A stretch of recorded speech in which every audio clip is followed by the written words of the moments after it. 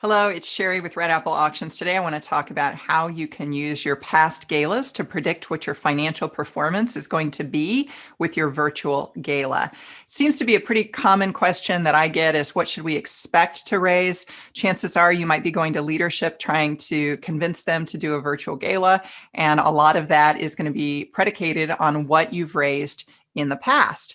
So with that, I want to take you through what you can use to figure out what your results are going to be. And a lot of this is going to rely heavily on the style of virtual gala that you choose to produce. Now, for those of you that are like, wait, what a second, there's different styles. I mean, I go to YouTube, I think they're all kind of the same. Well, if you go to YouTube, you're going to see one of two styles. You're either going to see a pre-recorded style, or you're going to see what is commonly called like a two-screen solution style. Very often you'll see a studio or a camera and people are talking to the camera, but they're asking people to bid on a separate device, usually a phone, a tablet, hence two screens. Guests are watching on one screen, but then they are being asked to bid on a different screen, their phone most likely. That's typically what you're going to see on YouTube. But there are other styles as well. There is something called a Zoom style or bidding in chat. So for instance, if you think about whatever webinar format you might like to use, Zoom, Livestorm, Demio, and you're asking guests to bid live in the chat, that's another option for a virtual gala. Another option is what we call a one-screen solution, where some software companies now are producing a system whereby guests not only watch the live stream on the same screen that they bid on, but there's even like chat functions and slides and so forth, all within the convenience of one slide or one screen instead of multiple screens. And then there's even hybrids. And a hybrid is where we're just starting to see this, where there's a small gathering, but then a larger gathering is watching remotely through, a live stream of some sort. And honestly, I haven't worked at a hybrid event yet. And so I will not be able to speak to those as far as data goes, but I certainly have data on these other styles. And so that's what I'm basing the conversation on today. Now, if you are new to this conversation, maybe you are just now thinking about doing a virtual gala, I'm going to strongly encourage you to head over to the website, pick up some free resources so that you can at least have some real good terminology and understanding around the styles of virtual galas. I've got two of them on my website. One of them is called a virtual gala cheat sheet. It's like 3 pages and it kind of gives a quick rundown of what that style of virtual gala is. And then the other one is more in depth, but certainly will bring you up to speed. Just set aside about 3 hours to watch everything. But it's all these videos from different styles of events. And then in the videos, I document it as we go through it to explain what you're seeing and how the guest is reacting. So you're getting a real master's level degree on that one. And that is what I called my conversation series, or COVID, the next 6 months series. And that's also a free resource there too. So it's 2 different resources. Both will get you up to speed on the types of virtual galas. And then from there, I would say this is where you can really take it to the next level then and understand what your financial results are going to be. Now, before I dive into that piece, what happens if you haven't done a gala in the past? Like no gala. Because if I'm going to tell you that you're going to base your results based on something that you've done in the past and you've never done an in-person gala, what should you possibly expect for your virtual gala? I don't have any good numbers for you on that one. My only recommendation would be that figure out how many people you think are going to come and what do you think the average gift is going to be? Is it going to be $250? Is it $1,000? Maybe that's how you can start to get a sense of what your virtual gala will financially result, what the financial results will be. I will say this though, just because you don't know what the financial results are going to be, it's a wonderful year to do a gala. So even if you've never done an in-person event, I would strongly encourage you to do a virtual gala. You don't have to worry about venue negotiation or food and beverage. You don't have to worry about seating charts, any of that mess. You can have a virtual gala and get your feet wet on understanding components of a gala. And then next year, maybe have an in-person gala. Now that you've understood it and done an easy year with a virtual gala, it'll be much easier for you to move into an in-person environment. So that would be my recommendation for you folks. But let's spend our time on visiting with those of you that have done in-person events, and now you're trying to figure out forecasting of financial results. Okay, so first off, if you are doing a feature whereby guests are bidding in chat, so it's either a webinar, a Zoom meeting, or you are doing a one-screen solution, your results are going to be similar, if not identical, to what you have achieved with your in-person events. Your live auction returns are going to be the same, roughly, maybe a little more, maybe a little less, but roughly the same. Your fund of need should generally perform the same, generally. Now, I have more experience with the bidding in chat functions, either as a webinar or Zoom meeting, than I do with one-screen solutions. I'm still getting up to speed on those. I've only done one. I got another one coming up. The results haven't been as strong as bidding in chat at all, but the flavor is still there in the sense that it's a live event. So let me explain. Okay. Results. Here's some results from a school that traditionally does an in-person event, but last year and this year they did virtual events. In their in-person events, their returns for auction items was 235%, 196% ROI, 166, 178, 159% ROI. Last year, their first virtual gala, they did 284% ROI. This year, 265% ROI. They did higher ROI in using the bid in chat feature than they did at their in-person events. Now, part of that is because we're selling fewer items slightly. I think they're selling 5 fewer items. So naturally that can kind of boost the ROI. But the fact is that even if you take that out, they're performing at about what they would perform at an in-person event. And likewise, we got a smaller nonprofit. They do on a good year, $100,000 in their gala, in-person gala. They usually perform 104% ROI, 105% ROI, 110% ROI, 127% ROI. Last fall, their first virtual gala, they did 126% ROI. Oh man, just almost identical to what they did the prior year at 127% ROI. So again, they're performing. If they got a live auction item, we're selling it in the chat, and it is performing just as it would at an in-person event. Now, if you move that to an online format, it's going to be different. And an online format is an example like a 2-screen solution or a pre-recorded event. When I'm doing those events as the auctioneer, I'm talking about that item, and then I'm telling people, pick up your phone, go to this website and bid. It's a 2-screen solution. I'm not controlling the bidding. Unlike in a webinar, right? I'm controlling the bidding and people are bidding in chat. They're listening to me and the bidding in chat. Here, I'm just saying, hey, we've got a great item.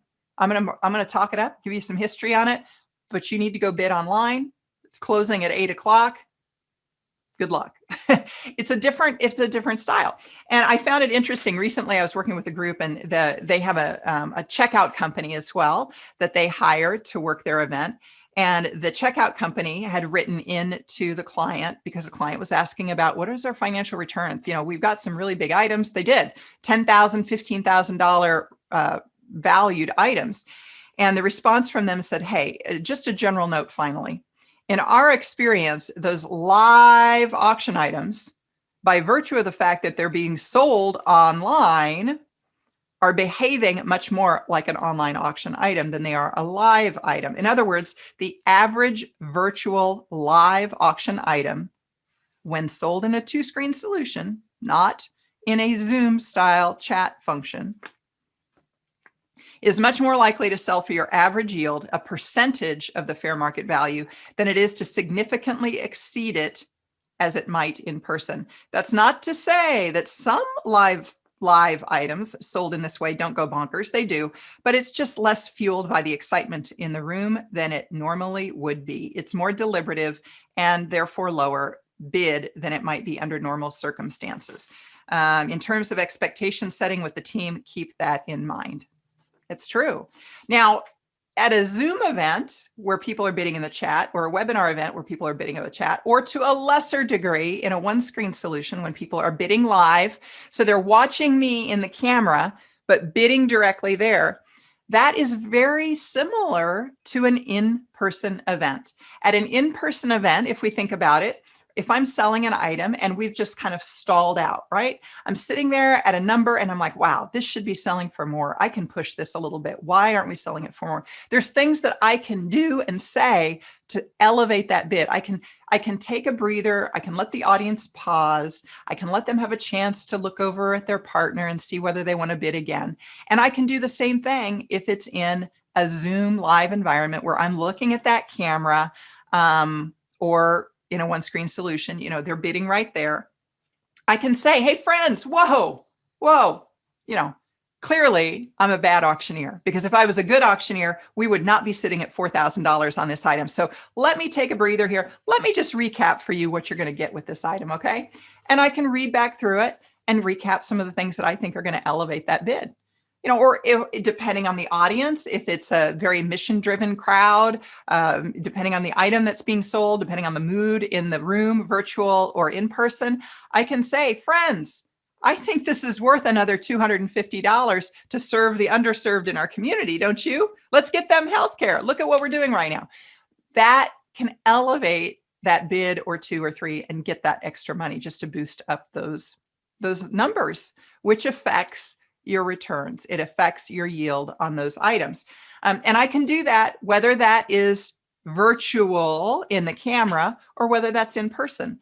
But in a two-screen solution or in a pre-recorded event, I don't have that luxury. I'm standing back here and I'm like, hey, we got this great item. It's closing at 8 o'clock. I'm going to tell you about it, and I'm going to sell it. But I can only sell it so far because the action is taking place in an online auction format. It's in a software program. It's closing at 8. I can't suddenly stop it and say, oh, wait, let's talk some more about it. It's just gone. It's that human element is gone. So because of that, that's where you start to have lower results. And lower should be whatever your online auction normally is. What do you get when you have your online auction or silent auction, but it's mobile bidding? That's the same as an online auction. What do you normally get? Or if you're getting 50% or 60% or 70%, there are some groups that I work with that get really strong results, but not usually. Usually you're going to be looking at, 60 to 75% of value is pretty typical, not 265% of value. You're going to get, less than 100% of value.